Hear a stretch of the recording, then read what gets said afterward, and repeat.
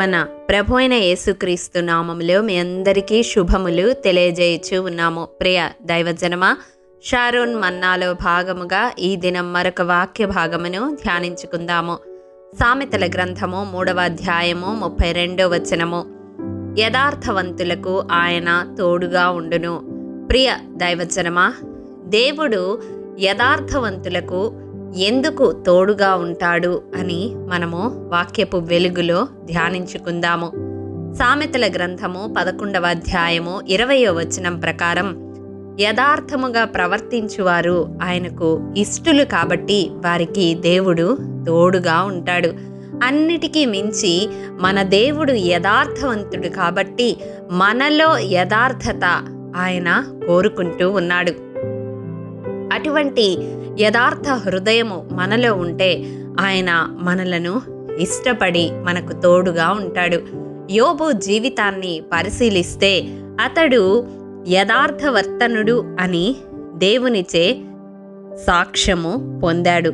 సమస్తము కోల్పోయినా దేవుని తోడుతో రెండంతల ఆశీర్వాదమును పొందుకున్నాడు.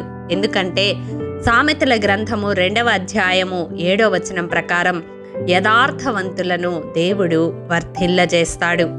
ఇంకా మనం పరిశుద్ధ గ్రంథంలో చూసినట్లయితే యెషయా గ్రంథము 38వ అధ్యాయము 3వ వచనములో, హిజ్కియా యథార్థ హృదయుడు కనుక దేవుడు కృపతో కనికరించి తనను మరణకరమైన స్థితి నుండి విడిపించి తన ఆయుష్ను పొడిగించాడు. కారణం, సామెతల గ్రంథం 15వ అధ్యాయం 8వ వచనం ప్రకారం యథార్థవంతుల ప్రార్థన దేవునికి ఆనందకరము. అవును, హిజ్కియా కన్నీటితో చేసిన ప్రార్థన దేవుణ్ణి ఆనందపరిచింది, అతని ఆయుష్ను పెంచేలా చేసింది. దావీదు జీవితాన్ని మనము చూసినట్లయితే దినవృత్తాంతములు 1వ గ్రంథం 29వ అధ్యాయం 17వ వచనములో అతడు యథార్థ హృదయుడని వ్రాయబడి ఉంటుంది. అందును బట్టి అతని వంశపు వారు దీవించబడ్డారు. అవును ప్రియ దైవజనమా, 112వ కీర్తన 2వ వచనంలో మనం చూసినట్లయితే యథార్థవంతుల వంశపు వారు దీవింపబడుదురు అని ఉంటుంది. ఈ వాగ్దానాన్ని దావీదు స్వతంత్రించుకున్నాడు. మరి మన జీవితాల్లో కూడా మనము యథార్థతను కలిగి ఉంటే దేవుడు మనకు తోడుగా ఉంటాడు, మనలను వర్ధిల్ల చేస్తాడు, మన వంశపు వారిని దీవిస్తాడు. ఎందుకంటే మన యథార్థత మనలను దేవునికి ఇష్టలనుగా చేస్తుంది.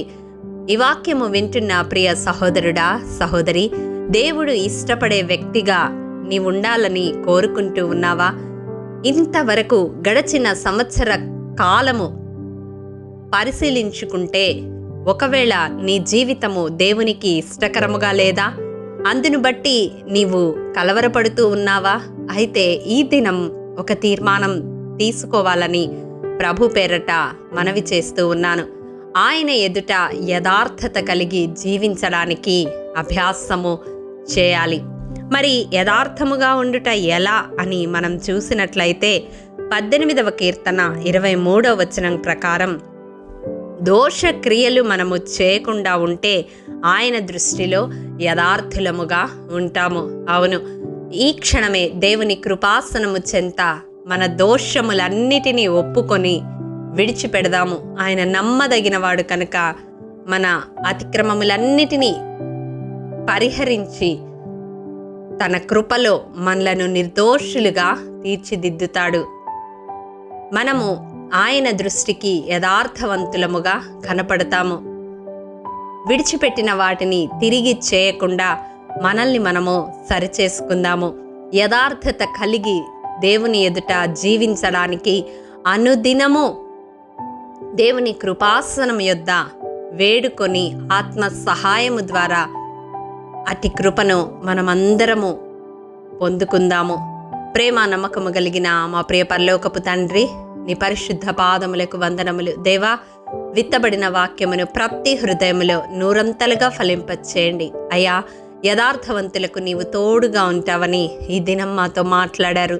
మా జీవితంలో నీ దృష్టిలో యథార్థ హృదయముగా కనపడడానికి మా దోష క్రియలన్నిటినీ పరిహరించమని నీ పాద సన్నిధిలో బ్రతిమలాడుకుంటూ ఉన్నాం. దోష క్రియలు చేయకుండా ఉండునట్లు ఆత్మ సహాయమును మాకు దయచేయండి.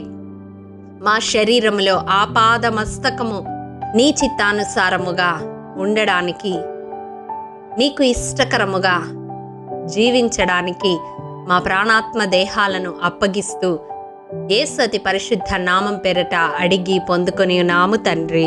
ఆమేన్. ప్రియ దైవజనమా, అనుదినము షారోన్ మన్నా ద్వారా అడగబడుచున్న నెంబర్ ఇన్ బైబిల్ క్విజ్ ప్రశ్నలకు సమాధానములు ప్రతి నెల మొదటి వారము కామెంట్ బాక్స్లో పోస్ట్ చేయబడతాయి. కాబట్టి గమనించి మీకు తెలియని ప్రశ్నలకు సమాధానములు తెలుసుకొనగలరని ప్రభు పేరట మనవి చేయుచూ ఉన్నాము. ప్రియ దైవజనమా, ఈ దినం నెంబర్ ఇన్ బైబిల్ క్విజ్ ప్రశ్న: ఎవరికి ఇచ్చిన మాట 1000 తరముల వరకు నిలుచునని దేవుడు సెలవిచ్చెను? మీ సమాధానం మాకు తెలియజేస్తారు కదూ. ప్రభు కృప మనందరికీ తోడైండును గాక. ఆమేన్. ప్రియ దైవజనమా, ఈ దినము జన్మదినము, వివాహ దినము జరుపుకుంటున్న వారికి షారోన్ గ్రూప్ తరపున హృదయపూర్వక శుభాకాంక్షలు తెలియజేయుచూ ఉన్నాము. దేవుడు శ్రేయస్కరమైన ఆశీర్వాదములతో ఈ సంవత్సరాది నుండి సంవత్సరాంతము వరకు మిమ్ములను నింపాలని ప్రార్థిస్తూ ఉన్నాము. ఆమేన్.